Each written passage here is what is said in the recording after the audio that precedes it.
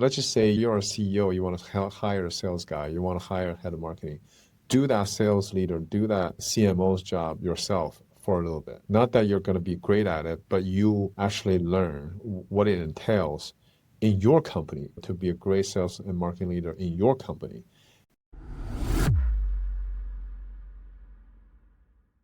Hello, and welcome to Behind Numbers, the podcast where we look beyond the surface to uncover what's not visible from the outside. I'm your host, Alessandro Cozzi, and today I'm joined by X, a seasoned executive who's helped companies grow both organically and through M&A, connecting strategy with execution across startups, scale-ups, and global companies. From being employee number 2 in a software startup to leading corporate development at a rapidly scaling fintech unicorn to shaping transformation at a Fortune 100 company, X has done it all. Today, as co-founder and COO of Bridge, he continues to help organizations. X, welcome to Behind Numbers. Thank you, Alessandro. Thank you for the very nice intro. It is really great to have you here. And I just mentioned a little bit of your background. And it is obvious that you help companies grow from every single possible angle, organically through strategy and culture change, and inorganically through M&A. But when you look back, I'm curious to know from you, what does growth truly mean to you beyond numbers and deals?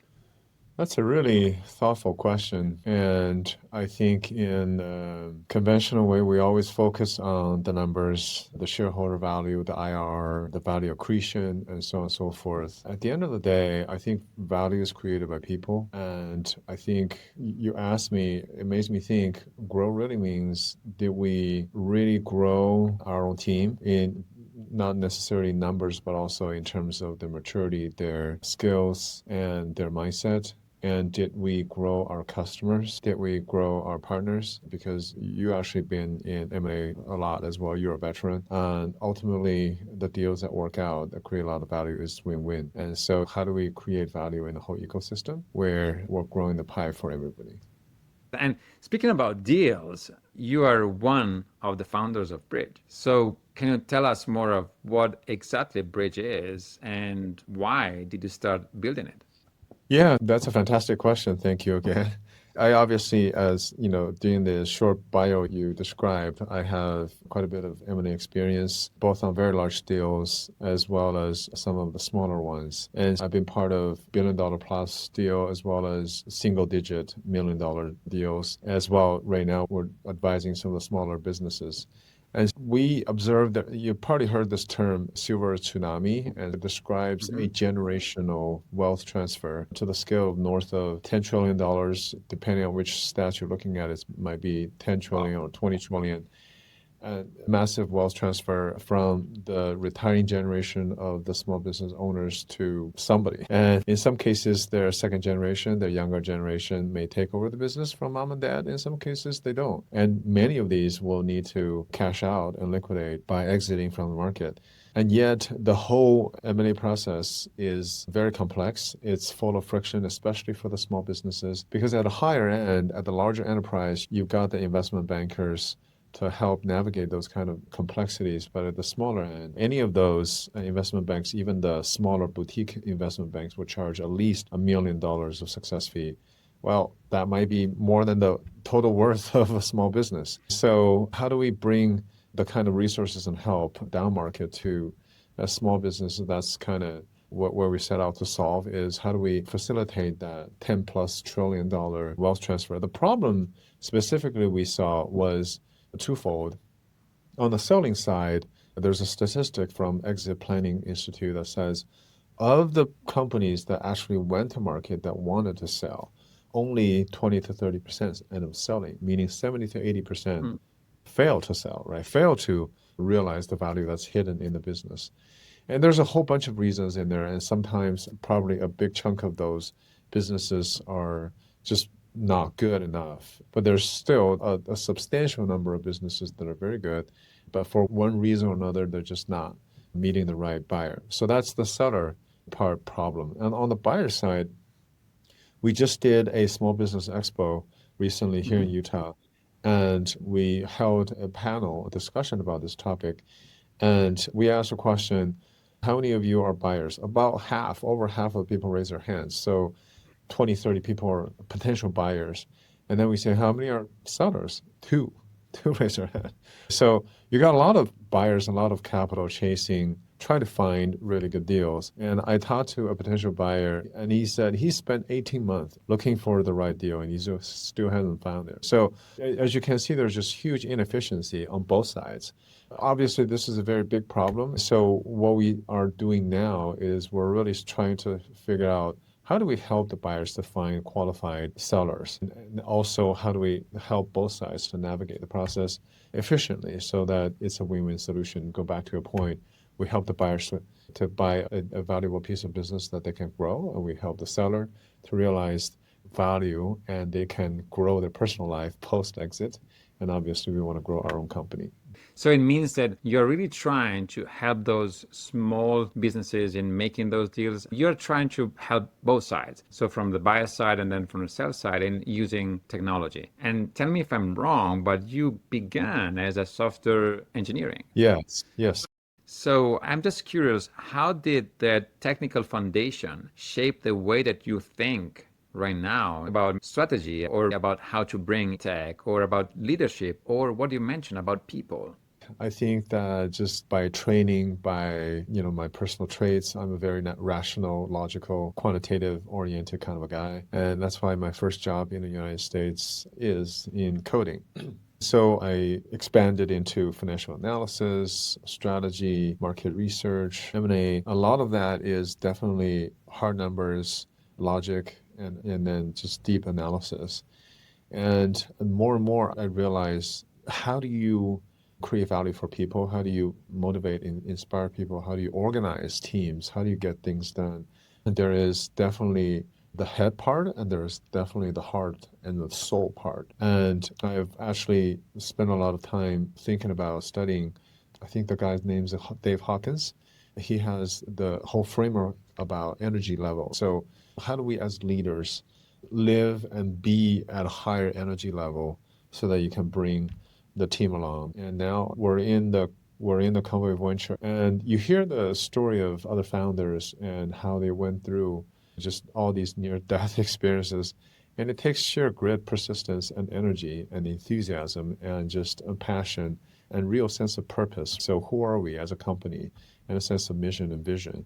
So I think all of those come into play, and I think that those are just as equally important. One of the things that I really love is what you just mentioned in the first 2 seconds, which is I am still learning. Something that I truly believe that everyone at every stage should do. But you have also mentioned about heart, about how to coach those leaders. And I do know that you're also a coach. And I found fascinating. So from one side, you started as a coder. So I'm guessing that the mindset of a coder is really strict. But then you open it up, and now you're also a coach. What have you learned about the relationship between personal self-awareness and effective leadership? First of all, I would say that an excellent engineer doesn't think just in boxes. You'd be very logical, but to solve some of the world-class problems, it takes a level of creativity. They may be the lone stars that heads down not talking to you, but inside there's that genius of creativity. So there's that. I'm not those kind, but I've seen folks like that. I mentioned I was employee number 2. Employee number 3 in that was a 19-year-old who's working for Microsoft when he was 14. That's one of those guys. Anyway, so back to your question, I think learning is super important. Having just this really strong curiosities, because within school, your learning is structured and you follow the curriculum. But when you graduate from school, how do you go about learning, right? So I remember when I was initially a developer and Microsoft developer, I wanted to learn everything in there. But that's still a kind of a technical side. As you expand your role, you're less hands-on. You're leading people, you're inspiring people. What do you choose to learn? There's things that you need to learn from a business standpoint, from a people standpoint. I think number one, always have abundant amount of curiosity. And then as a leader, you need to think high level, think as a visionary and set direction and so on and so forth, but always be willing to dive as deep as you can so that you truly understand the problem. Yesterday, we were having a jam session with one of our mentors in the accelerator. We were just talking about a problem, and he really forced us to think, how do you solve a kind of a specific problem for one person? We were thinking big, but he's like, and it forces you to go really, really deep and to truly understand what that problem really is.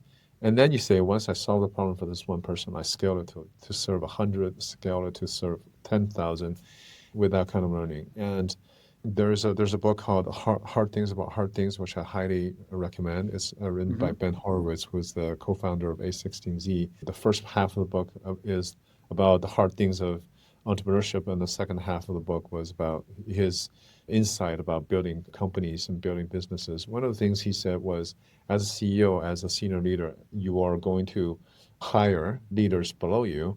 Well, the higher you get to, the resumes, they all look great. They all know how to present themselves in interviews and so forth.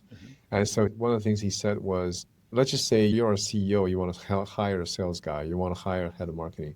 Do that sales leader, do that CMO's job yourself for a little bit. Not that you're going to be great at it, but you actually learn what it entails in your company, not just to be but to be a great sales and marketing leader in your company. And then you take that insight into your hiring process. So I think as you mature as a leader, make sure you have a sense of vision, identity, and mission, but always be willing to roll up your sleeves and get your hands dirty, go all the way down to the deep, and make sure you understand the critical elements of a problem. I think learning comes from touching the details that you're not comfortable with, but now you understand what it takes.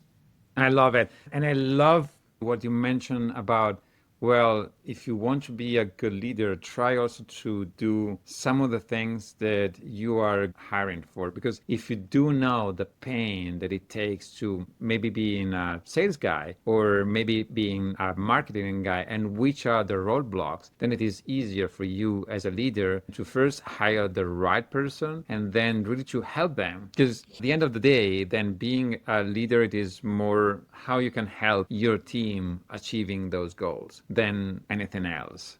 Going back to the notion of coaching, as you become more and more advanced in your leadership role, more and more senior, it's critical to learning through asking questions and encouraging the team to learn through asking questions, right? So there are several frameworks that I use, and I think that are very helpful to say, hey, let's just take a step back and ask these open-ended questions, and you never know what you will discover out of that process.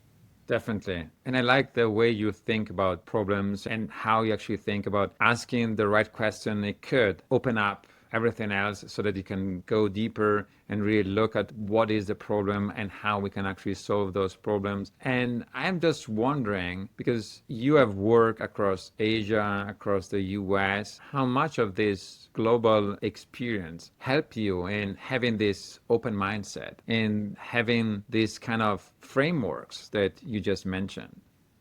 Yeah, that's a great question. I was talking to a neighbor on Sunday.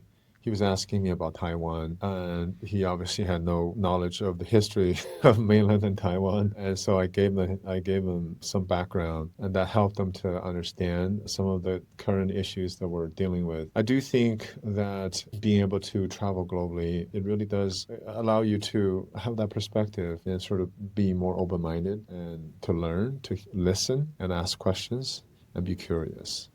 I think that is incredibly rich experience. At the same time, I do also see that there's that common humanity that you can rely on, and then you can still build a relationship off of those commonality. A small example, I'm from China and came here for graduate school study. And then for several years, I was representing my former company, MassMutual, as a shareholder representative in China. Now, in China, business culture is very, very heavy in eating and drinking. Drinking is an essential part of the business dealing. Well, for my personal reasons and beliefs, I don't drink. And so I was having a lot of anxiety before the first business meal with my counterparty. How do I explain this thing to them and still show that I'm friendly? And so I decided to stick to my belief and told them about my background and said, I don't drink. It was a little bit awkward at first, but as we found our common ground of our family, our care for family, being a Chinese, I have 5 kids, and so that's always a fascinating topic to discuss. And we share our love for our families, and so we bridge those kind of gaps. And so, and that's just a small example. Yeah, yeah, totally. So we always end with one question. If you could go back and change just one thing about your past, it could be a decision, it could be a mindset, or even something you wish you would have done it earlier. What would it be and why? Yeah, let me think about that one for a second. Because one side of me says, regardless of what happened today, don't judge your past self with today's wisdom. I think that the highs and lows of my life, they were all good for me in some way. If I were to go back and change from a career standpoint, I think I would go back to your notion of in a box. I wasn't one of those super creative engineers, and that's partly why I left it because I realized that I wasn't good enough. I think I was kind of just going by inertia for a while. That's my Mhm. tendency is to say, I think I would have been an engineer for quite a while before switching, but what happened was I was gliding my path in that company, and then we were acquired by a Silicon Valley-based public company at the height of the internet bubble, and then the internet bubble bursted. The company initially did okay, but as a company went on a kind of a shopping spree and bought a bunch of companies and couldn't quite realize the synergy. And of course, the overall macro market wasn't great, and so the stocks just kind of nosedived and all of my stock options at acquisition was worth nothing. It was kind of a shock to me, and that shock turned out to be beneficial and allowed me to think through. And I decided to pursue business school and become more on the business side. And so I just kind of glide through the inertia. I think I had a great time with MassMutual for over 13 years, but I think I could have been more proactive in seeing the bigger world. And that's part of the thing that I enjoyed here in Mhm. Utah is it's so vibrant, especially embedding yourself in the startup and small business world. And just every day there's just fascinating changes and new fascinating ideas. Things happen at a much faster pace. And you're forced to really just kind of be on high alert and active and networking and just trying to learn about the whole ecosystem. So I love the exposure here in the ecosystem. And so I guess if there's one thing I wish I could change, I would have loved to plant myself in a more dynamic environment, such as in Utah. Maybe I should have come here 10 years ago. Yeah, Utah is a very vibrant place. It's startup friendly. It is easy to find other people that really are thinking of building something, of creating something. And I really like what you mentioned about the high and lows. You need to find the good both during the high and especially during the lows. I was looking at one of the interviews from the CEO of NVIDIA, and he was mentioning to Harvard students, well, I really do hope that you will have a lot of lows in your life because those lows is when and where you can really learn and you can really build up that grit that is needed for you to be the leaders of tomorrow. But X, so thank you for sharing all your journey and your insight with us today. It's been a real pleasure to have you on Behind Numbers. Awesome. Thank you. It's such a privilege and honor. Thanks for inviting me.